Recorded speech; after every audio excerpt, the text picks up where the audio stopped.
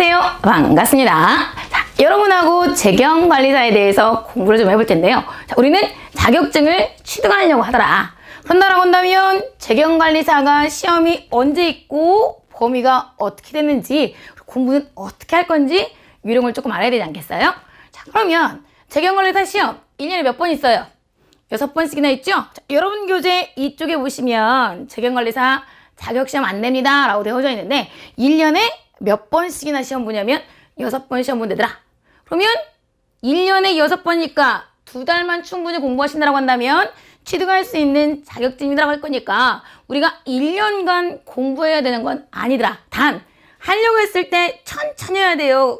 꾸준히 열심히 하셔야 돼요. 꾸준히 열심히 하신다고 한다면 충분히 할 수 있대더라. 대신 우리가 재경관리사가 먼저예요. 이쪽 봤더니 회계관리라고 하는 게 먼저 있어요. 회계관리하는 것도 있대더라. 그럼 1교시에 또 시험 보고 2교시에 또 시험 보실 텐데 우리 3일회계사법인에서 보는 시험은 합격도 70점이지만 뭣도 있어요. 꽈락도 70점이더라. 그래서 여러분이 내가 잘하는 것만 잘하셔서는 자격증을 딸 수 없더라 그러시는 거죠. 그래서 꼭 전략적으로 가셔야 됩니다. 자, 그러면 가장 기본은 뭐예요? 회계관리 2급입니다 라고 하는 거에서 우리나라 기준으로 되어져 있는 일반 기업 회계 기준으로 회계 원리라고 하는 것만 시험 보는 회계관리 2급이 있는 거죠. 얘는 기초적인 부분이 되실 것이고 거기에다가 회계뿐만 아니라 뭣도 있어요. 세법도 있대더라. 대신 회계관리 1급입니다 라고 하는 것은 우리나라 기준이긴 하지만 기초가 아니기 때문에 회계원리라고 돼 있어요. 재무회계라고 돼 있어요. 재무회계입니다 라고 하는 거에다가 세법도 조금 알아야 되지 않겠니? 라고 하시는 거죠. 그래서 회사에서 일하실 때 부가세 신고도 하시고 연말정산도 하시고 그 다음에 마지막 결산해서 법인세 신고한대더라. 그러니 법인세, 소득세, 부가세 이론을 조금 알아서 네가 실무할 수 있느냐라고 하는 것까지 검증하는 회계관리 1급이 있다더라 그러시는 거죠. 근데 우리는 회계관리예요. 재경관리사예요. 재경관리사입니다. 그러니 재경관리사는 회계관리 1급에 있는 재무랑 세무입니다 라고 하는 베이스에 회계입니다 라고 하는 게 우리나라 기준으로 가요. 국제 기준으로 가요. 국제 기준입니다 라고 하는 IFRS 기준으로 가실 거고요. 그 다음에 세무입니다 라고 하는 것도 우리는 실무를 가지고 하는 게 아니고 실무는 네가 알고 있을 거니 실무에다가 조금 더 국세기준법이랑 그 다음에 법인세, 소득세, 부가세 이론을 조금 더 잘 해줄래? 라고 하시는 거죠. 거기에다가 뭐까지 낑기는 거예요? 여러분이 많이나 힘들어하는 원가도 낑기더라 그러신 거죠. 그럼 몇 점 만점이면 합격이세요? 70점 만점이면 합격이래더라 그러시는 거죠. 그런데 이제 여기 함정. 꽈락이 60점이에요. 꽈락도 70점이에요. 꽈락도 70점이래더라. 그러니까 내가 잘하는 것만 잘하고 못하는 건 조금 작게 맞더라도 퉁칠 수 있어요 라고 하는 게 안 되세요. 그러다 보니까 합격률이 낮은 이유가 원가에서 70점을 못 맞춰가지고 많이들 떨어지시고요. 의리 재무 쪽에서도 70점을 못 맞춰서 떨어지는 경우도 많더라 그러시는 거니까 내가 쉬운 거 먼저 하셔야 돼요. 전략적으로 70점을 맞출 수 있도록 가셔야 돼요. 맞출 수 있도록 가시는 게 맞겠더라 그러시는 거죠. 자, 그러면 어떤 교재 가지고 수업할 거냐? 저는 3일회계법인에서 나온 교재 가지고 수업할 겁니다. 왜 그러냐면 여기에서 시험을 주관하는 데고 주관하는 공간에서 나온 책 그래서 국제기준과 세무회계와 원가관리회계 그래서 우리는 과목이 몇 개? 3과목이고 교재도 몇 개? 3권입니다.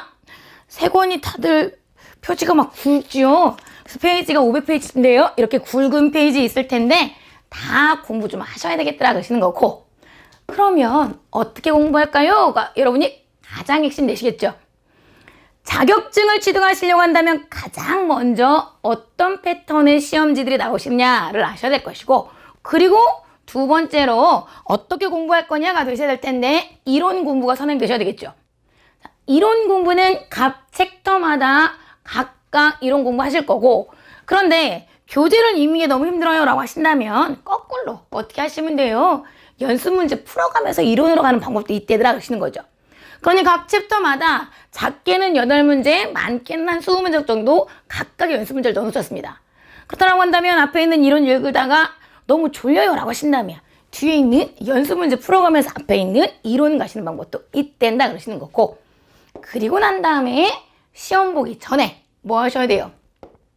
문제풀이 좀 하시는데 모의고사 문제풀이를 먼저 하셔가지고 너무 어려워요 라고 하시는 분 있어요. 아니요. 여러분, 모의고사 문제풀이가 먼저가 아니라 뭐부터 하시라고요? 챕터 사이에 있는 연습 문제풀이를 먼저 좀 하셔야 되겠다 그러시는 거지. 그래야지만이 이런 단어에는 이런 패턴의 문제들이 나오는구나 가 되시고, 그리고 난 다음에 모의고사는 전체 챕터에 대해서 몇 문제가 있겠어요? 40문제입니다 라고 하는 게 있더라 그러시는 거죠. 그 다음에 여러분, 교재 맨 뒤에 보면 모의고사는 있는데 무엇은 없냐면 기출유형입니다 라고 하는 건 없어요. 어디에 있냐면 여러분 홈페이지, 원서 접수하려고 하는 홈페이지 들어가시면 그 홈페이지에 2018년도 기출유형입니다 라고 하면서 오픈해 주셨거든요. 그러니 기출유형입니다 라고 오픈한 거에 조금 쉽게 나오긴 했대더라. 대신 이렇게 쉽게 나오긴 했어도 이런 패턴의 문제들이 나오는구나 라고 하는 것을 여러분이 먼저 풀어보시면 되시겠죠. 자, 그러니 저랑은 뭐 공부하시는 거예요? 이론 공부하셔야 되겠다. 그러면 챕터 할 때마다 제가 한 두세 문제 정도 교재에 있는 연습 문제는 풀어드릴 거예요. 대신 그 문제만 하셔야 돼요. 나머지 문제들 다 하셔야 돼요. 나머지 문제들도 다 하셔야 되겠더라. 그리고 난 다음에 시험 보기 전에 모의고사 풀어보셔야 될 텐데 시간이 없으면 모의고사 풀려고 애쓰지 마시고요. 교재에 있는 연습 문제 푸는 걸 전 권합니다. 왜? 교재에 있는 연습 문제가 기출 유형들을 매번 업데이트 해놓으셨으니까요. 됐을까요? 자, 그러면 우리는 몇 점 맞으셔야 되겠다고요? 70점 맞으셔서 꽈락도 70점이고 합격도 70점이고 평균도 70점 되셔야겠더라. 그래야지만 합격입니다 라고 계실 거예요. 그러니 내가 세무가 쉬워요 라고 한다면 쉬운 거 먼저 하시고요. 그리고 두 번째로 재무가 쉬워요 라고 한다면 재무를 하시고요. 마지막 원가가 어려워요 라고 한다면 원가를 시험 보기 근사치로 하세요. 그래야지만이 여러분이 어려운 게 그나마 머릿속에 잔상에 남아있습니다. 하지만 저는 시험지 순서대로 뭐부터 수업할 거냐면 재무 먼저 수업하고, 그리고 난 다음에 그 다음에 문제지들이 대부분 다 세무 나오니까 세무 수업하고, 그리고 마지막으로 뭐 수업할 거냐면 원가 수업할 겁니다. 대신 여러분 수업 들을 때는 내가 쉬워요 라고 하는 것부터 수업 드시도록.